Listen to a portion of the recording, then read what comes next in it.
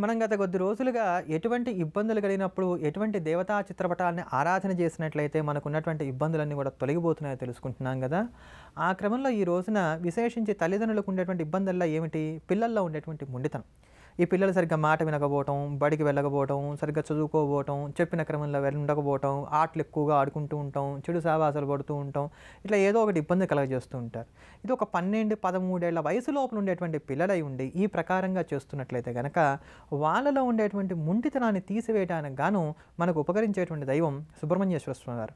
బాలసుబ్రహ్మణ్యేశ్వరుడి యొక్క పటాన్ని గానీ, లేకపోతే గనక పళని సుబ్రహ్మణ్యేశ్వరుడి యొక్క పటాన్ని గానీ, పళని సుబ్రహ్మణ్యేశ్వర స్వామి వారి పటం అయితే గనక చాలా విశేషంగా ఫలితాన్ని ఇస్తుంది. లేదా బాలసుబ్రహ్మణ్యేశ్వర స్వామి వారి యొక్క చిత్రపటాన్ని. దీన్ని తీసుకొని చక్కగా ఎదురుకుండా పెట్టుకొని ఆ పటానికి ఎదురుకుండా నిలబడి సుబ్రహ్మణ్య భుజంగ ప్రయాత స్తోత్రాన్ని చదవాలి. ఈ సుబ్రహ్మణ్య భుజంగ ప్రయాత స్తోత్రంలో సుమారుగా 32 నుంచి 33 శ్లోకాలు ఉంటాయి. అమోఘంగా పనిచేస్తుంది. ఈ 32, 33 శ్లోకాలు కలిగినటువంటి సుబ్రహ్మణ్య భుజంగ ప్రయాత స్తోత్రాన్ని చదివి దాని ఎదురుకుండా నిలబడి స్వామివారికి ఖర్జూర పండును నైవేద్యం పెట్టాలి. ఈ నైవేద్యం పెట్టినటువంటి ఖర్జూరం ఏదైతే ఉందో ఇది పిల్లల చేత రోజు ప్రసాదంగా తినిపిస్తూ ఉండాలి. ఇలా చేస్తూ వస్తే చాలు క్రమంగా వాళ్ళలో ఉన్నటువంటి మొండితనం, మంకుతనం ఇవన్నీ కూడా తొలగిపోయి చెప్పిన మాట వినటానికి గాను సుముఖతను వ్యక్తం చేస్తారు. అంత అమోఘంగా మనం రక్షించేటువంటి దైవం ఆ బాలసుబ్రహ్మణ్యేశ్వరుడు, పళని సుబ్రహ్మణ్యేశ్వరుడు. అందుకని చాలా తేలికైనటువంటి ఉపాయం కింద దీన్ని మనం చెప్పుకోవచ్చు. అంతటి అమోఘమైనటువంటి ఈ యొక్క పరిహారాన్ని పాటిస్తూ ఈ యొక్క కలియుగంలో మనకు ఉండేటువంటి సమస్తమైనటువంటి దోషరాశిని కూడా తీసివేసేటువంటి ఫలప్రదాయక స్తోత్రమైనటువంటి విష్ణు సహస్రనామ స్తోత్రాన్ని శ్రవణం చేద్దాం. మహావిష్ణువు యొక్క పరిపూర్ణమైనటువంటి అనుగ్రహాన్ని పొందుదాం. విష్ణుం జిష్ణుం మహావిష్ణుం ప్రభవిష్ణుం మహేశ్వరం అనేక రూప దైత్యాంతం నమామి పురుషోత్తమం.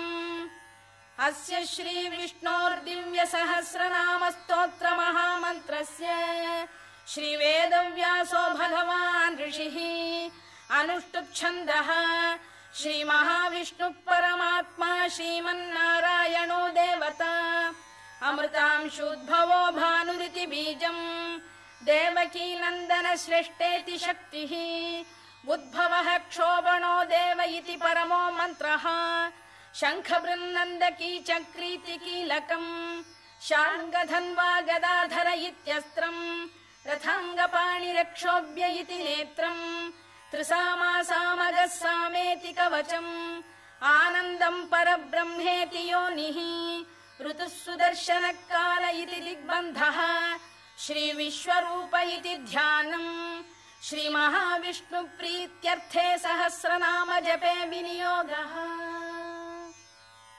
ధ్యానం క్షీరోదన్వత్ ప్రదేశే శుచిమణి విలసత్ సైకతే మౌక్తికానాం మాలా క్లుప్తాసనస్థ స్ఫటికమణి నిభైర్మౌక్తికైర్మండితాంగః శుభ్రైరభ్రైరదభ్రైరుపరి విరచితైర్ముక్త పీయూషవర్షైః ఆనందీన పునీయాదరి నళిన గదా శంఖ పాణిర్ముకుందః భూః పాదౌ యస్య నాభిర్వియదసుర నిలశ్చంద్ర సూర్యౌ చ నేత్రే కర్ణావాశా శిరోద్యౌర్ముఖమపి దహనో యస్య వాస్తేయమబ్ధిః అంతస్థం యస్య విశ్వం సురనర ఖగో భోగి గంధర్వ దైత్యైః చిత్రం రమ్యతే తం త్రిభువన వపుషం విష్ణుమీశం నమామి. ఓం నమో భగవతే వాసుదేవాయ. శాంతాకారం భుజగశయనం పద్మనాభం సురేశం విశ్వాధారం గగన సదృశం మేఘవర్ణం శుభాంగం లక్ష్మీకాంతం కమలనయనం యోగి హృద్ధ్యానగమ్యం వందే విష్ణుం భవభయహరం సర్వలోకైకనాథం. మేఘశ్యామం పీతకౌశేయవాసం శ్రీవత్సాంకం కౌస్తుభోద్భాసితాంగం పుణ్యోపేతం పుండరీకాయతాక్షం విష్ణుం వందే సర్వలోకైకనాథం. నమః సమస్త భూతానామాదిభూతాయ భూభృతే అనేక రూప రూపాయ విష్ణవే ప్రభవిష్ణవే సశంఖ చక్రం సకిరీట కుండలం సపీత వస్త్రం సరసీరుభేక్షణం సహార వక్షస్థల శోభికౌస్తుభం నమామి విష్ణుం శిరసా చతుర్భుజం.